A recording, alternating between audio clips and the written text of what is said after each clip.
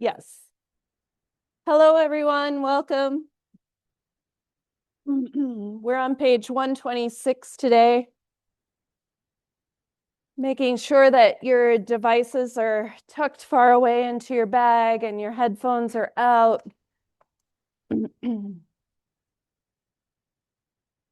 Making sure that you're breathing. So as usual, just a couple of announcements to start. First is that the extra credit movie tonight, all of the information, there's been an announcement posted in Canvas about that. The movie is Moana, so pretty easy to watch and discuss, and then to, think about what the themes of BiSci are in that movie and have some fun conversation about that. So that announcement has gone out about that. And then I wanted to say just a little bit about the week 14 journal. The assignment there is contact an inner teacher. And on first read through, you might find that it feels a little bit different. I don't know, you might, whatever different might be for you. It might just seem a little out of context or something. And yet it's there for your consideration. And it's there for a reason. It's that there have been a lot of students that have said that this is a very powerful journal and opportunity for them. And so I continue to leave it to honor those who have found it to be interesting and powerful and a little bit outside of the typical. And so I encourage you to give that a chance and open the possibilities for yourself with that. When you come back from break, if you remember, we've talked about your ecological identity project. The information for that found on pages 70 and 71 in your journal, as well as on the Canvas page. This is the culminating assignment for BiSci. So having your ecological identity project be something that represents how you, specifically you, are part of Earth. How could you demonstrate that in a way that's not an essay, that's not, a typical ending of a class? There's no final exam. It's just a culmination of all the things that you've learned about yourself and your connections. So when you experience feelings of connections with the natural world around you, consider that. And break is a lovely time to do this. You might have more access to more creative materials if you want them when you go home or to wherever you're going. If you're traveling someplace else, think about what the resources are in the place where you are. I'm not expecting you to buy anything or invest in anything other than your time and the resources that you have at hand already.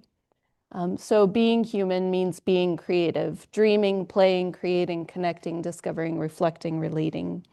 We're going to be doing some more about creativity. We're in fact in part 2 of part 3 starting today. And so class is now about how we are engaged with ourselves and with the world from a little bit different angle. So we'll get to that more in just a moment. Throughout today's course at class, Abby is going to help us out with the bell. So as we go, I found this on the way from my car to campus the other day, this perfectly blooming daisy that didn't show any signs of frost, any signs of damage from the cold, and it just was so beautiful. It struck me in a moment of awe. And so with that, I introduced something that we're going to do over the class period today, is that Abby will ring the bell once, and then we will be silent for the time, and then she will ring it again to end our quiet time. And during that quiet time, you can just spend that time breathing, just being, letting your mind do whatever your mind is doing and observing it. So we're going to do a practice round right now. So thank you, Abby.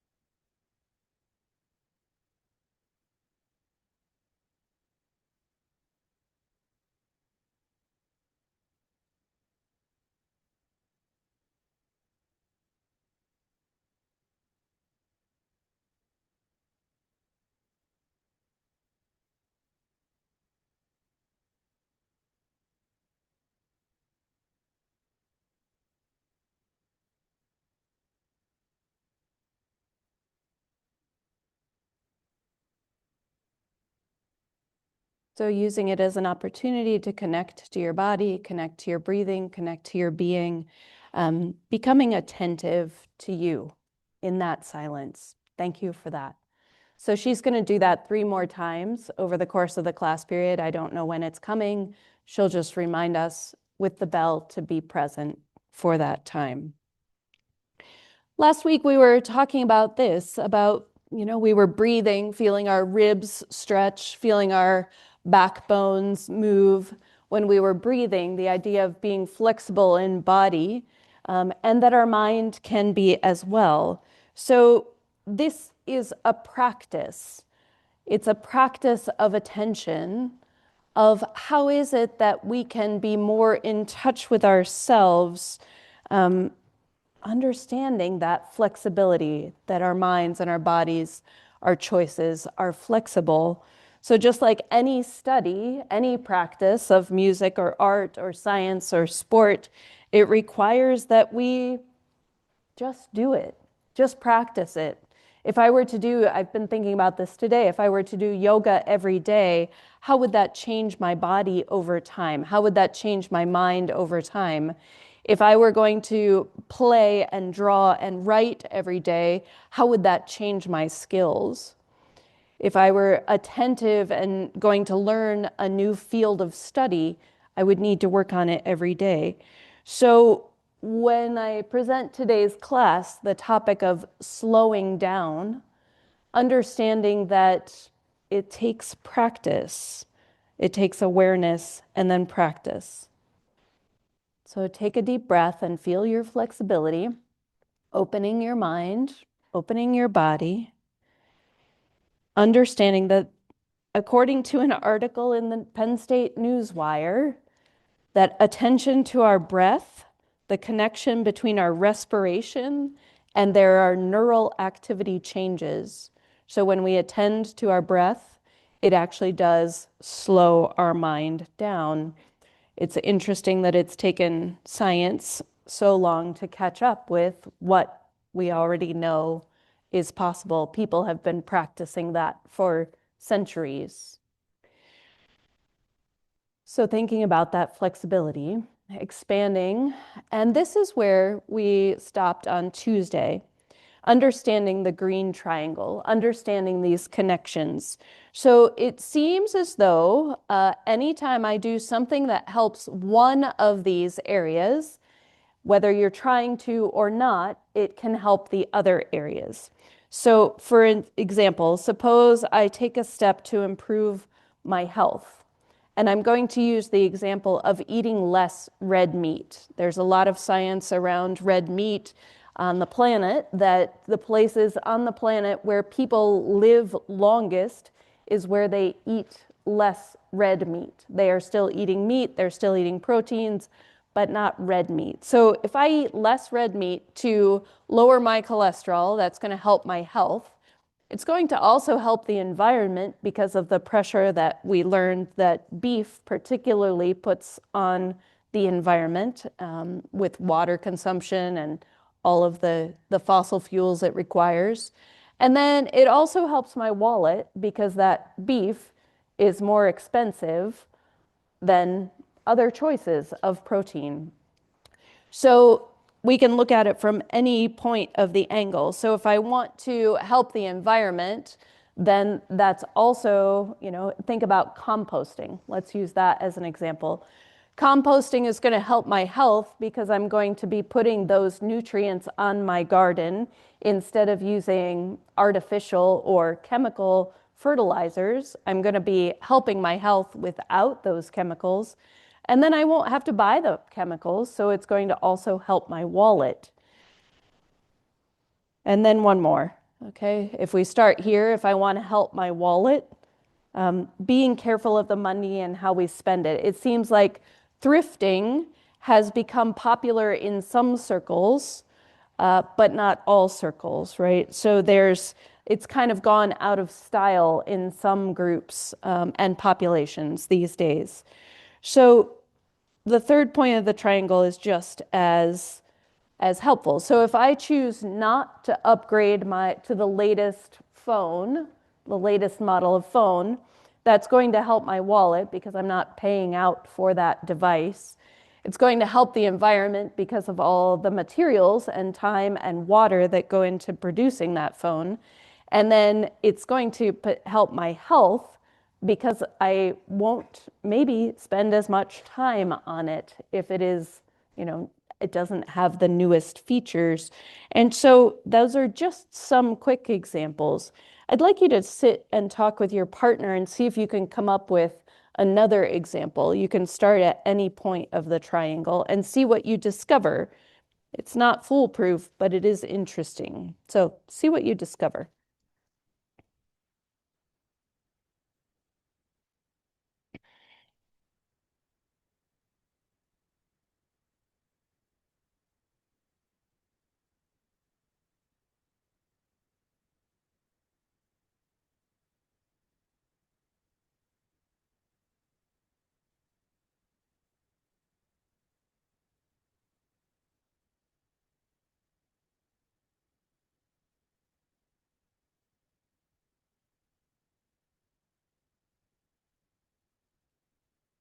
There are some really big gaps in the seats today.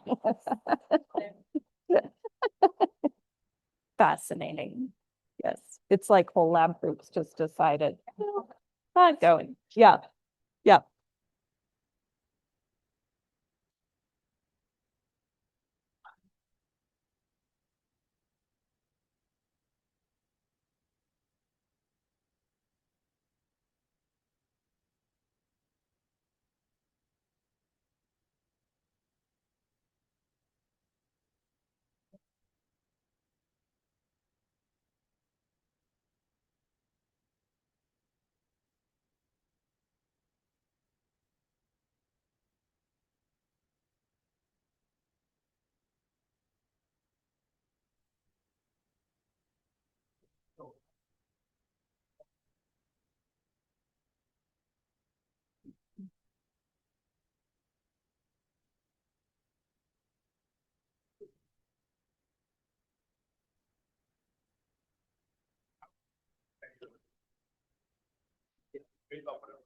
All right.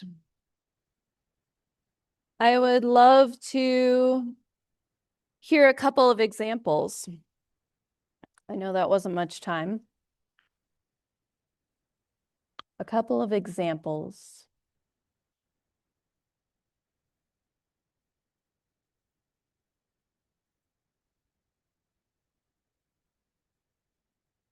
Anyone?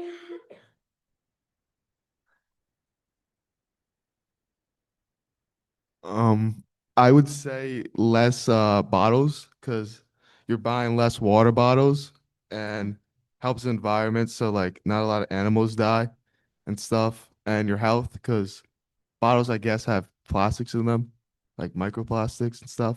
So Yeah, yeah. good example. Thank you. Yep. One more example back there. I said that instead of driving to class, I can walk to class. And by walking, I'm helping the environment by like reducing my carbon footprint. I'm also helping my wallet because I'm walking instead of paying money for gas. And then by walking instead of driving, I'm helping my health by staying active. Yeah. Sweet. Thank you. Excellent. Any more burning examples? Anybody else want to speak up? Oh, great. I said thrifting because like it helps the environment because you're like reusing stuff and then it's also a lot cheaper usually than like buying stuff that's actually new. Yeah. And I find that it's good for my health because it makes me really happy, right? It just builds me up, especially if I'm doing it with friends. Like there's a community of like, oh my gosh, I found this. So those are great examples. Thank you very much. So today we're continuing on this quest of figuring out how we can, these are the last 3 classes we've done. And now the next ones, as I mentioned, are going to look at slowing down. That's today. And then we're going to talk about technology. We're going to talk about creativity. And so thinking about choices. So we're going to start again with today's culture and the choices that we have, right? Our culture's story. So when you think about slow and fast, how people move through the world on a regular basis. So what's your story? What does being slow mean? What does being fast or busy mean to you? So take a moment and write that down in your journal there. Page 126 if you need it.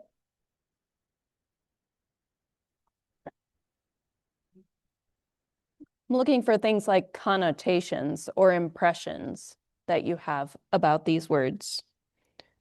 Thinking a little bit back to the dualism class way back when in September.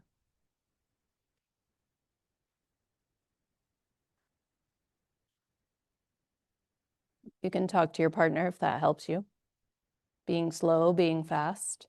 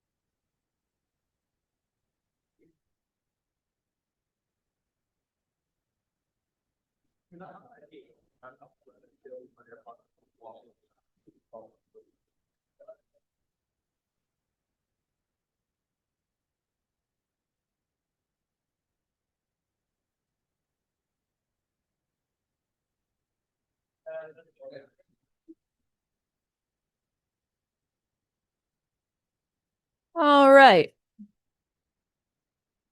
I'd love to hear a couple of people speak about what being slow means to you. What's being slow mean? Like a connotation, a belief?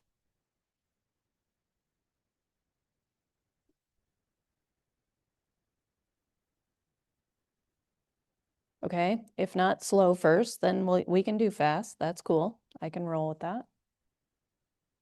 What about fast and busy?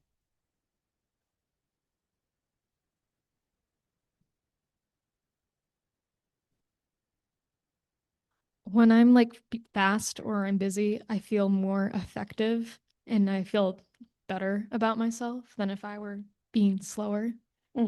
More effective, and she feels better about herself than if she was being slower. So if she's fast and busy, effective was the word she used. Anyone else care to add to that? Could be the same opinion, could be different. It's all about your story. Yeah. I feel stressed. When you're fast and busy? Yeah. Yeah. So then what does slow mean for you? Relaxation. Relaxation. Cool. There's someone back behind you too.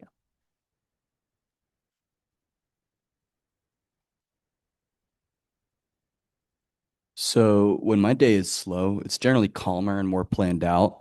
But I also find that on slower days, I feel really lazy and like not, I don't know, as like active. Whereas faster paced days, I tend to feel very stressed and overwhelmed. But also like at the end of the day, I'm like, okay, that was a productive day that I had. And so like there's like a little bit of relief in that after. But yeah. Interesting. Yeah. So sometimes it can, different days feel different. That sounds like a silly thing to say, but sometimes slower feels better and sometimes faster feels better. And what we talked about then during the economism class and through that section where we were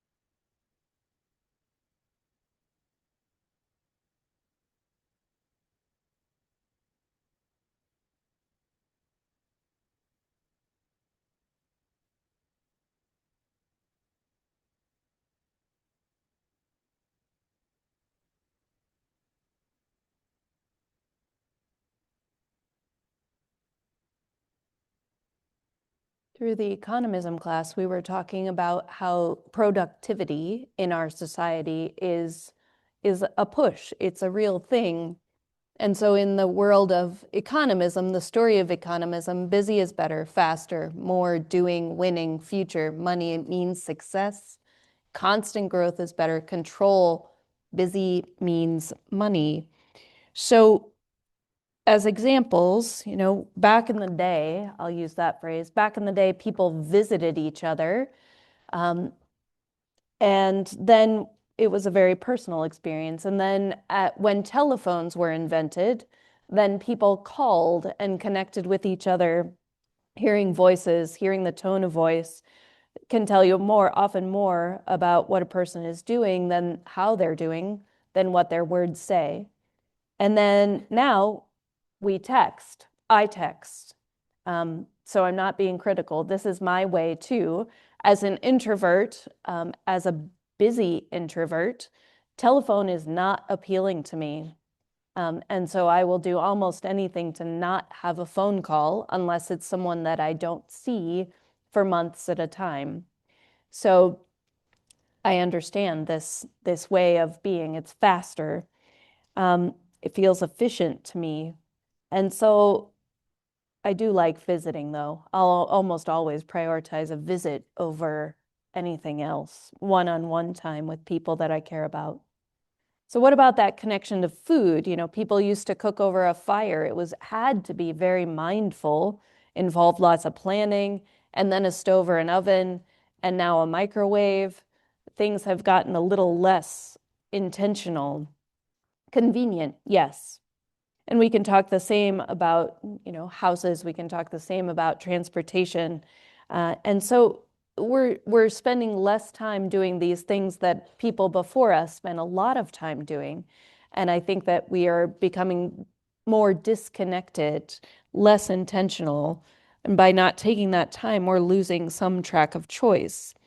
So you might want to consider that origin story of where your views of fast and slow come from. My dad he still gets up at 5:30, 5 o'clock, and he gets going and he does stuff. And he's always been very productive like that, and just gets his day going. And now I find that I'm very much like that. I follow in my dad's footsteps. But then by 9 o'clock in the evening, both of us are exhausted.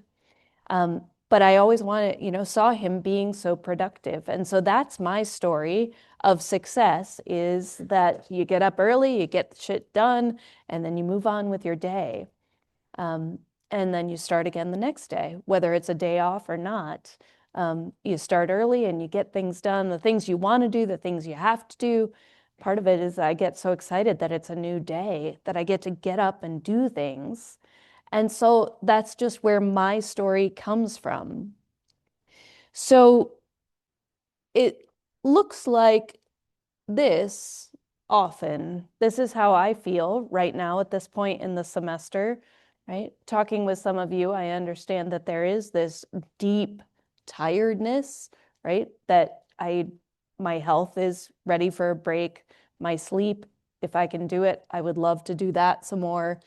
And when all of those things at our basic needs are not being met so much, then lots of other things add stress to that. There's more anxiety, more worry, more fear if I haven't had good rest or taken care of my body. So we need to consider why. Why are we so busy? So I'd like to break it down a little bit more, and I'd like to encourage you to metacognate, to think about your thinking as we go through these reasons for being busy. See what resonates with you. So there's an expectation of being busy. So when I meet somebody else on campus, another professor, another whoever on campus, it just happened this week, and I had to laugh knowing that this class was coming. And I said, how are things going? I'm so happy to see you. What's life like? Oh man, it's just busy. I am so busy. It's hard. I'm already scheduling into like April of next year. Like, I am just so busy. I hope I get a vacation next year. I didn't get one this year because I was just so busy. And so, what's that story? When you talk to somebody on the phone at home and you're in college, right? What are you doing? How's it going? Are you busy? Are you keeping busy? Yeah, right? So busy. I've got all these classes. I've got this homework. I've got these orgs I'm in. I am so busy because that's what people are expecting, right? So there's an expectation of busy. I'm busy, therefore I am important and I am valuable and I am contributing. And so it becomes that busy is a contest. So that's one thing, the expectations of being busy. But then what happens when busy is a habit? Sometimes when I talk with people, maybe TA conversations or other folks on campus, they say, I really like being busy. There's something exciting about it. It's just how I am.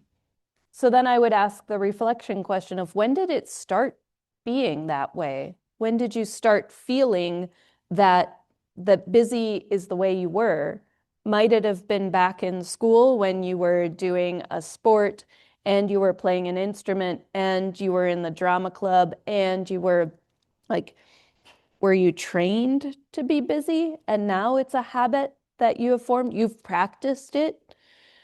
So remember how I told you that I love chairs and I collect and get chairs. I purchase them because I want to sit down. Yet, if I have a habit of being busy, all those chairs are not going to get sat in because I'm going to keep myself moving. So, how can I choose to make time and understand that my busyness is a habit? I've heard this from a lot of students about destination addiction. Well, I need to get this semester done and I need to get these grades because I need to get into these classes and I need to get those classes done so that then I get my internship. And because if I get my internship, then I'm going to get the job that I want. And if I get the job that I want, then I'm going to get to live where I want to live. And then when I get to live where I want to live, I'll get a house and then I'll get married and then I'll be working and right? So it's always next, what's next and what's next and what's next.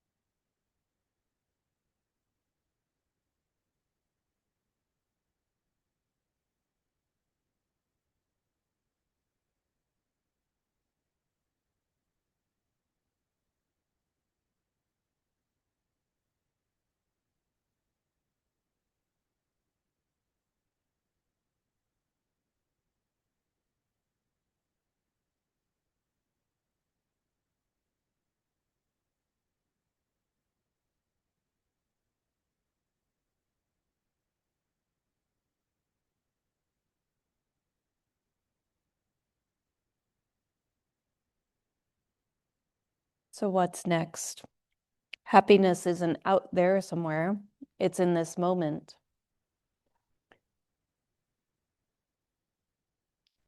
There's also a fear of slowing down. This is true for me. It seems like every time I let myself slow down, there's something that I should have been doing,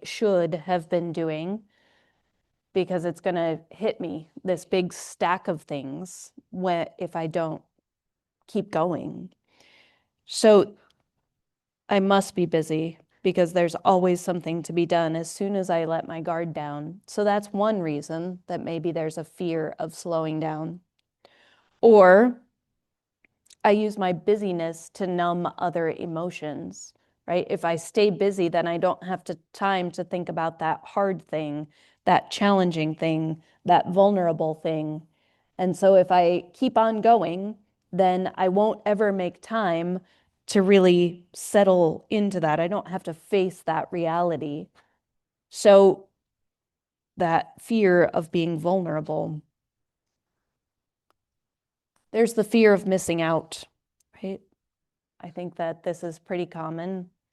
That anxiety that something's going to happen without you, and then this really funny thing, and your friends are going to be talking about it forever, and then you missed out on it, and you weren't there to get it, and you don't know what they're talking about, and then, right, you don't want to miss out. So you say yes to things. You say yes, and you choose to go because you don't want to miss out on something.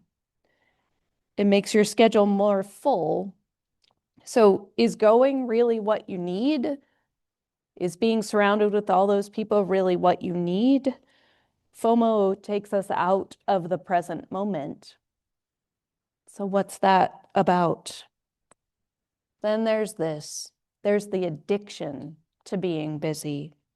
The fight or flight hormone, cortisol, that influences our choices. It influences so much of what happens in our bodies and our responses to other things.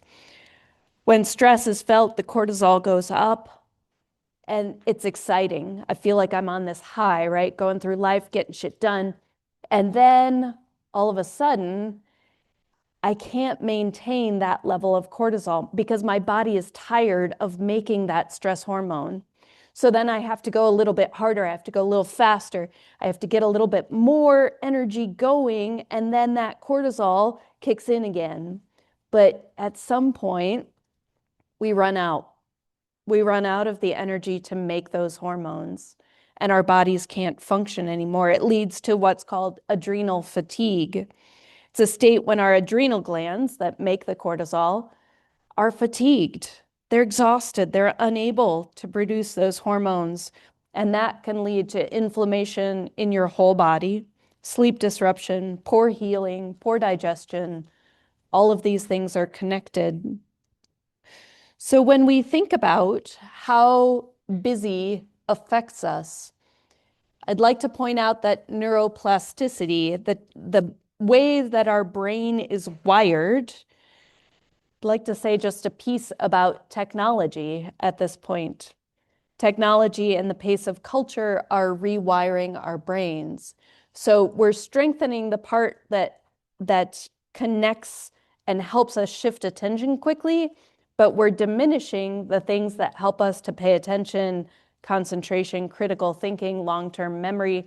So when we can scroll from thing to thing to thing, you're shifting the topic, you're shifting the image, you're shifting, all of that has effects on what's happening, how your brain functions. You're training it, you're practicing to shift your attention every whatever, sometimes even every 1 second. The brain is a very malleable organ. It's growing and changing all the time. And so how do our choices affect that? I'd like you to watch this video that Abby's going to pull up.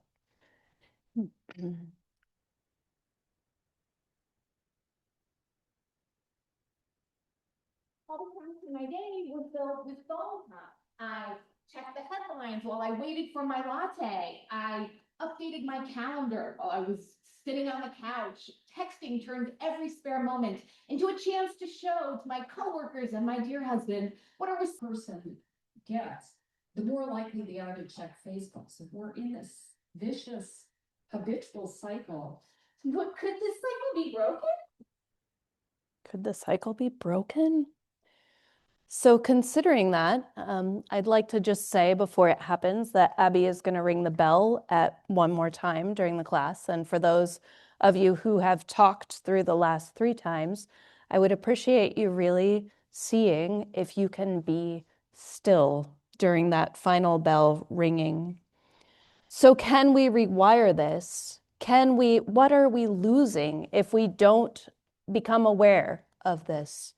We're losing our capacity for deep concentration, attentiveness, reflection, critical thinking, long-term memory, deep connections with others and the world around us. So keeping in mind that that video is pretty old at this point, 2017, when we shifted our attention every 45 seconds. And now what has happened is that it's gotten less and less. I know this is true. I struggle with this all the time. I'm having trouble reading. I can't focus. I can't concentrate to sit down and really dig in.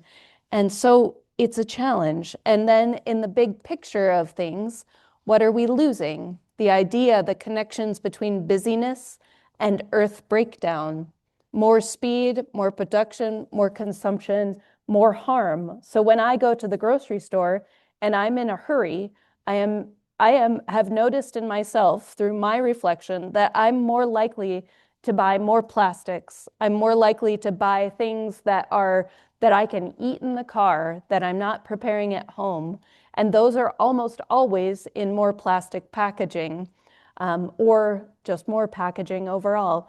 So when I am in a rush, when I am busy, I am definitely consuming more of Earth than I would be if I were taking my time to make better choices, to make more informed choices. So what I'd like us to consider is the idea of NOMO, the necessity of missing out. This is from the work of author Jenny Odell. So things that I have done, making observations, again, that metacognition for me, the moment when I was rushing my kid out, my little preschooler, Luke, and it had frosted the night before. And Luke, as he was walking and making these melted footprints in the frost, it was this gorgeous frost, and he got so into it. He was just like stepping around the yard, melting the frost under his feet, and then looking at his footprints of where he had been. And I was trying to scoop him up and get him in the car to get to preschool so I could get to my office and I realized that this was a really important moment, that I was missing the beauty for myself. I was taking that moment away from him, and the idea that it's okay, I don't want to miss out on something really beautiful in order to rush away. So the idea of missing out on being on time, meeting expectations, how can we do that? Something I read just this week, someone made this observation. Something I notice about genuinely happy people, they're doing less. They have fewer goals, fewer appointments, fewer obligations. I've learned that addition by subtraction is real. While some of us are trying to optimize every minute, they're sitting on their porch drinking coffee. They're not lazy. They just figured out that what most of us chase doesn't matter. Busy is a choice, and not busy is too. One looks successful, and the other one actually is. So I have helped for years with intern conversations, for 25 years, with intern conversations at Shavers Creek. And one of the questions that we ask during those interviews is, what do you enjoy doing in your free time? And the percentage of people that say, free time? I don't have any free time. That's funny. Why do you ask that question? No?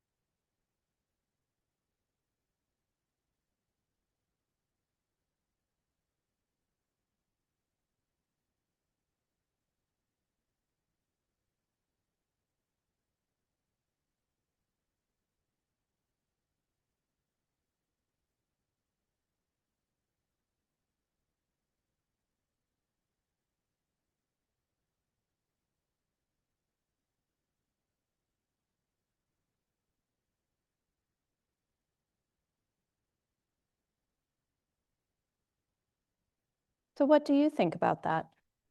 Free time. Talk to your neighbor for a moment about that.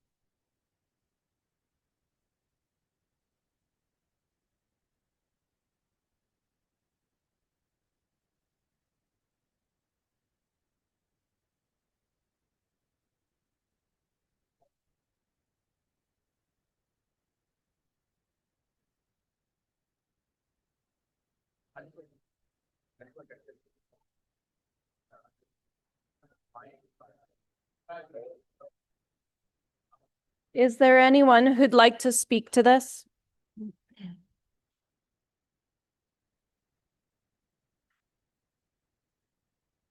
Anyone who'd like to talk about free time? I think free time is like all time. I think you could choose to go to college, you could choose to go to the class. I mean, sit on your phone in your room, it's free time. Go in the gym, it's free time. I mean, I think all time is free time because I could just not come here and sit in my room on my phone, and that's free time. Yep, precisely. You've got it. Anybody else have a thought? She's coming around to you. Thanks, Maddie. We talked about how free time is like something where you grow a lot during that time and how Mhm. slowing down can help you have a lot of growth and become a better person, but also that it doesn't have to be equated to happiness and that happiness is a choice and you can be happy doing a faster lifestyle that's more busy or slowing down too. Beautiful. The power of choice is so cool, isn't it? Yeah, thank you. Anyone else? have a thought? I think like for me, I choose to fill my free time with things that I enjoy. But for people like, what about for people like doctors or nurses and stuff who are like on call or something? Like they don't have time to like sit and drink a cup of coffee on the porch. But what if like they're like the thing that they enjoy doing is their job? Like, If that's what they are choosing, Yeah. right? If they're actively, so I have my gastroenterologist, like Mhm. used to work for Geisinger, and he quit his job because he wanted to make play more guitar. He wanted to sing more with his band. And so we had a very long by-side conversation. I was there for an appointment with him. And then like months later, I ran into him. He said, yeah, I quit my job. I now work 20 hours a week for UPMC. I work in rural central Pennsylvania where they need me. I get to play with my band. I'm still using my skills, and so it's about understanding that there is a power There's of a choice. choice, yeah. Yeah. And so if that's what they love and then that's fantastic. Absolutely no judgment in this conversation whatsoever. Just the idea that we all have this power. It's all free time. And so how beautiful that can be. So what about you? Are you living the present moment or just passing through your own life? Maybe you're wishing for something to be different. Where is that power that you have? No matter what has happened or what will come in the future, why miss the full experience of the present moment? And that can be true for those doctors and nurses. It can be true for those musicians. It can be true for the person who's sitting and scrolling on their phone, if that's what the choice is. I lied and I said I was busy. I was busy, but not in a way most people understand. I was busy taking deeper breaths busy silencing irrational thoughts, busy calming a racing heart, busy telling myself I am okay. Sometimes this is my busy, and I will not apologize for it. So what about for you? This is your Canvas discussion reflection question. How we spend our days is how we spend our lives. What are you doing with your 24 hours a day of free time? I encourage you to slow down a bit over break. I wish you a beautiful experience of the next week, and I will see you back here. Thank you.